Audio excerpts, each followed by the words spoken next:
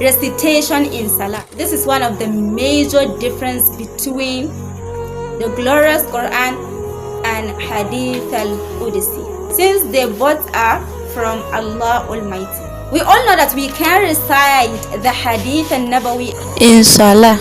We can also recite Hadith al-Qudsi in salah, but we can recite the glorious Quran in salah. And Prophet Muhammad sallallahu alaihi wasallam mentioned in Sahih Bukhari Hadith 756, and also in Sahih Muslim Hadith 394, that La salata liman lam yaqra ummul Quran.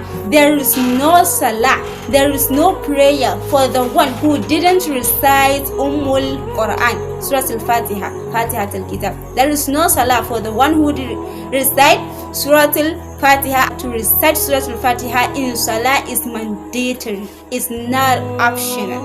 Then after that you can recite from what you wish. So as such, we can recite the Quran, or to say we must recite the Quran in salah, and we must recite the Quran in Arabic language. There are those who said, must we recite the Quran in Arabic language? Oh, some people are even challenging the Muslims that the Allah of the Muslims didn't know any other language other than Arabic language. What a blasphemy. Reciting the Quran in Arabic language is another mode of what? Mode of preserving the Quran, which is our next point. Preservation. Allah Almighty promised to preserve the Quran, but He didn't promise to preserve the rest of the books, even though they were preserved through chains of narration. But like Hadith al-Nabawi was Read under Sahih, Hasan and Da'if. The Sahih are the greatest one, then Hasan and Da'if. Allah Almighty promised to preserve the Quran, right? The statement is in Surah Hijr, chapter number 15, verse number 9. Allah Almighty says, Inna nahnu nazzalna dhikra wa inna lahu lahafidhun.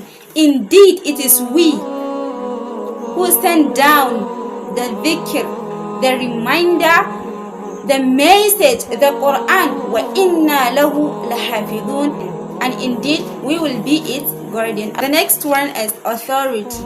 The Quran is the highest source of Sharia, is the highest source of authority, foundation of the Sharia. Hadith-al-Qudsi is of high respect, but is secondary to the Quran. Also, Hadith al-Nabawi is secondary to the Quran, but it explains, interprets, and expands the Quran.